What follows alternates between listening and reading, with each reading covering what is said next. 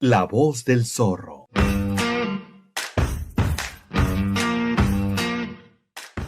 Este es un podcast de la Escuela de Administración y Negocios de CETIS Universidad, Campus Mexicali.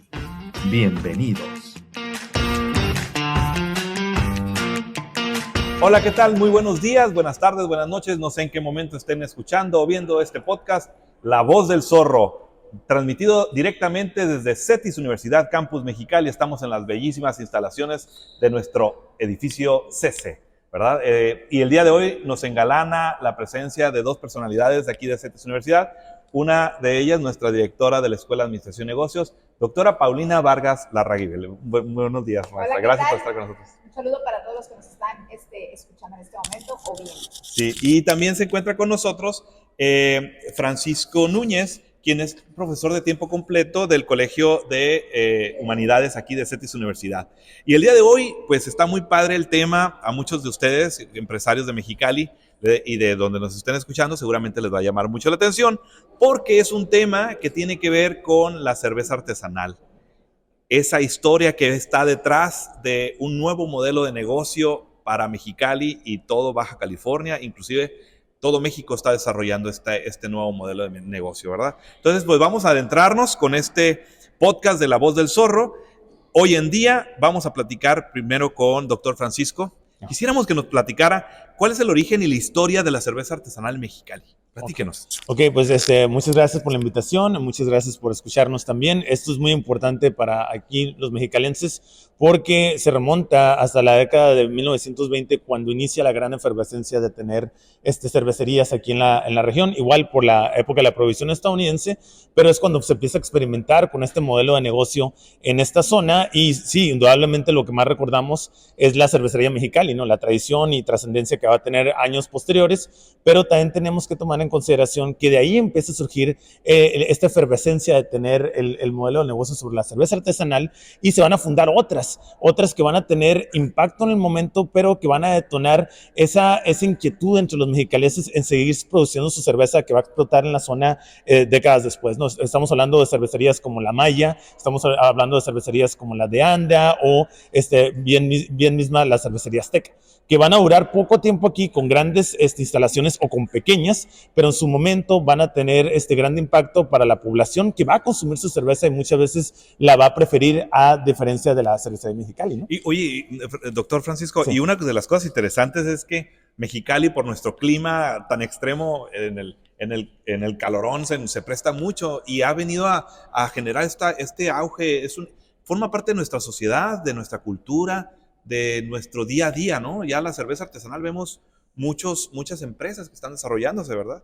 Sí, de hecho, cuando hablamos mucho de los orígenes y que tiene que ver con las repercusiones que tenemos hoy en día aquí, tiene que ver mucho con el clima, ¿no? Como tú dices, la zona desértica propicia que consumamos este tipo de producto, pero con una calidad siempre muy, muy deseable, pero al mismo tiempo se vuelve parte de la cultura cachanilla, pero no solamente cachanilla, sino la región. Se toma en cuenta también la región del Valle Imperial, porque son los consumidores mismos de esa zona los cuales van a llegar a estos establecimientos, ¿no? Doctor Francisco, y en este sentido, siguiendo esta misma línea, ¿cómo considera usted que ha contribuido entonces las cervezas artesanales, este nuevo modelo de negocio, al tejido social y cultural de nuestra región? No, de por mucho. Por ejemplo, los lazos que se dan por medio del consumo, por la búsqueda de ese toque distintivo de las cervezas artesanales que se tiene hoy en día aquí en Mexicali, es lo que llega a formar esos lazos comunitarios. Y como lo decíamos, o lo comentaba ahorita, transnacionales, ¿no? Nosotros, aunque estamos todos en la frontera, a veces no vemos muy bien la frontera como tal, pero todo esto que se tiene con las poblaciones aquí estadounidenses, Caléxico, el Centro, Imperial y las demás que hay, tiene que ver mucho con la formación de los tejidos sociales, culturales de nuestra comunidad aquí en Mexicali, porque son ellos mismos los que las propagan y nosotros los que las propiciamos por medio de los productos que hoy cada vez más empresas ofertan con su toque distintivo en cada cerveza que se produce aquí en Mexicali, que nos vuelve, como muy, muy bien se ha dicho, la capital de Baja California, la cerveza artesanal, y muy bien podríamos argumentar que de México. Qué interesante. Y precisamente al empezar a crecer y a desarrollarse este tipo de negocio como primero empieza en tu casa y luego vas desarrollándolo, empieza a crecer y empieza a llegar al público, ¿no? Y empiezan a crearse muchas empresas. Sí. Y aquí es donde entra un punto importante que quisiera que nos compartiera doctora Paulina. Desde el punto de vista empresarial, ¿qué desafíos hemos encontrado o éxitos que enfrentan estas cerveceras? Fíjate que está muy interesante tu pregunta, sobre todo en el sentido estricto de la palabra, como tú lo compartes, inician como homebrewers, ¿no? ¿Qué significa esto? Usualmente son personas de aquí de la localidad que tienen el gusto por consumir cerveza, que les gusta experimentar y que muchas veces de ese juego llevado a la casa dicen, ¿sabes qué? Pues lo invité a mis amigos, invité a mi familia y resultó que les gustó cómo la cociné y entonces ahora quieren para Navidad y ahora quieren para otra fecha importante y entonces empiezan a detectar un negocio de una cuestión de oportunidad o de un hobby, ¿no?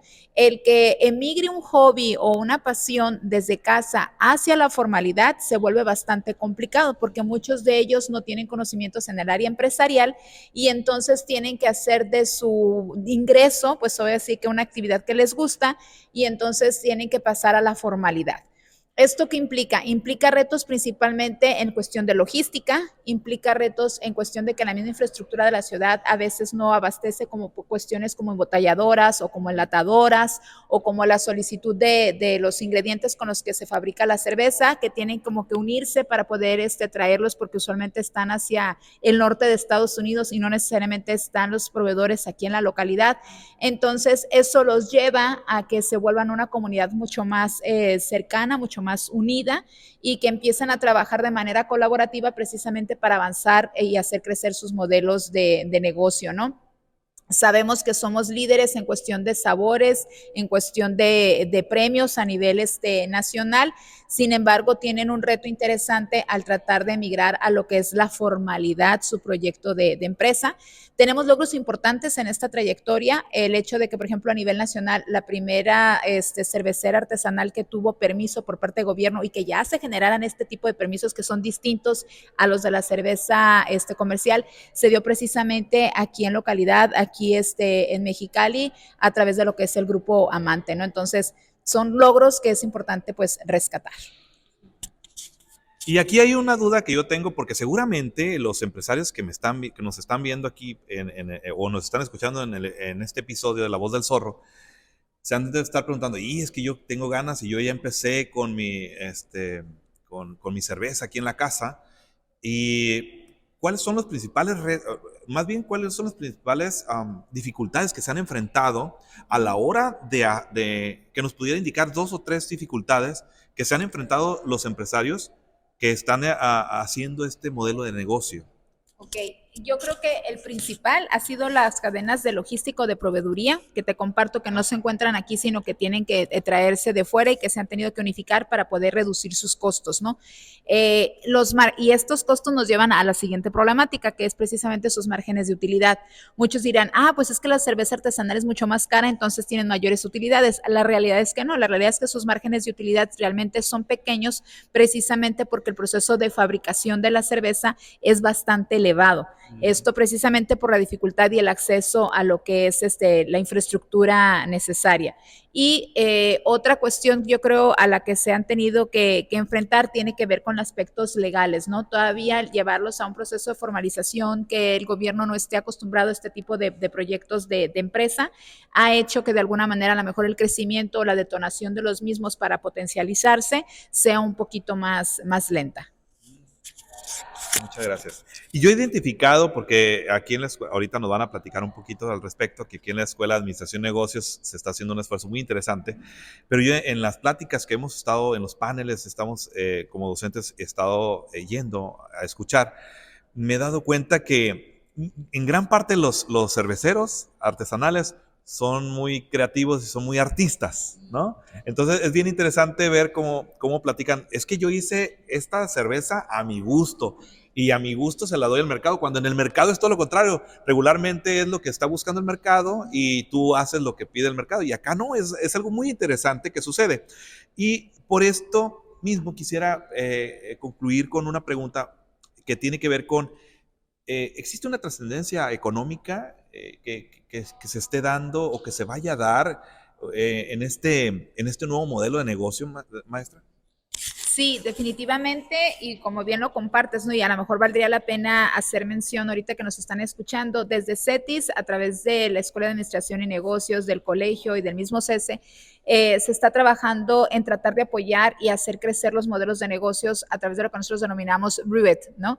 Que es precisamente una combinación entre la parte artesanal y la parte de fomentar a través de la educación, brindando diferentes herramientas, no solamente en cuestiones técnicas, sino también en cuestiones del modelado, del proyecto de negocio, pero también tocando esa parte artística que tú comentas, ¿no? Todos ellos de alguna manera tienen esa parte creativa, ese acercamiento hacia la parte cultural, hacia lo que es la parte de rescatar las raíces de aquí de la localidad que impactan directamente a lo que es la historia, pero muchos de ellos ya empiezan a visualizar esto con un enfoque internacional, ¿no? Entonces, desde CETIS creo que es importante tener como esa infraestructura precisamente para que estos cerveceros pues puedan desarrollarse y puedan crecer y puedan tener un mayor impacto.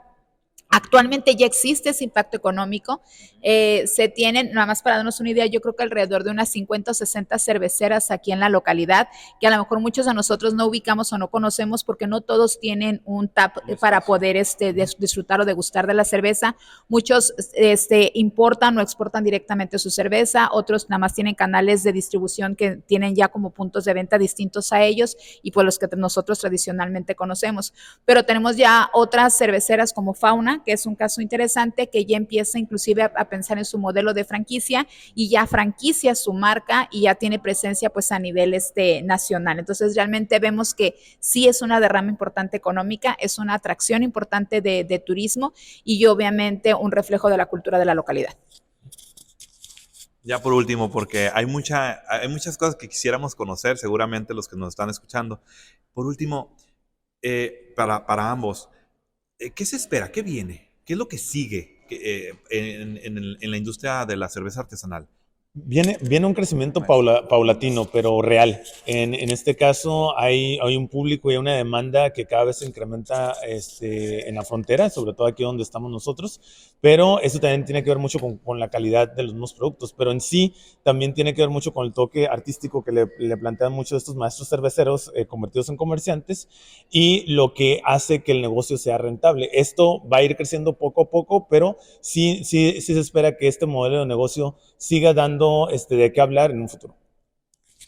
Creo que lo que sigue es integrar todas las aristas que envuelven a la industria de la cerveza artesanal y creo que CETIS va a ser un órgano interesante que pueda precisamente facilitar esta conjunción, ¿no? Hablando de la parte de la historia, hablando de la cultura, hablando del arte, hablando de la parte económica y creo que definitivamente vamos a seguir dando que hablar no solamente ya a nivel Mexicali o a nivel regional, sino creo que la intención es obviamente que se hable y se reconozca a Mexicali como esa capital cervecera a nivel nacional. Pues ya lo escucharon ustedes, muchísimas gracias por sus aportaciones. La verdad es que quienes nos están escuchando o viendo se llevan un punto muy importante, muchos puntos muy importantes, sobre todo si quieren hacer su propia cerveza, porque se presta mucho aquí en el estado. Pues muchas gracias por habernos escuchado o visto. Estamos aquí transmitiendo, como les decía, desde el CESE de la Escuela de Administración y Negocios de CETIS Universidad Campus Mexicali. Esto fue un episodio más de La Voz del Zorro de CETIS Universidad. Bonito día. Bye bye.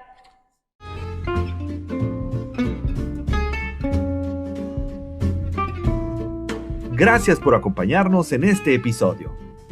Recuerde que encontrará algunos enlaces en las notas del podcast hacia sitios de interés y recursos adicionales. No olvide suscribirse al canal y compartir este podcast con el hashtag La Voz del Zorro. Y no te pierdas nuestro siguiente episodio la próxima semana. La Voz del Zorro. Este es un podcast de la Escuela de Administración y Negocios de CETIS Universidad, Campus Mexicali.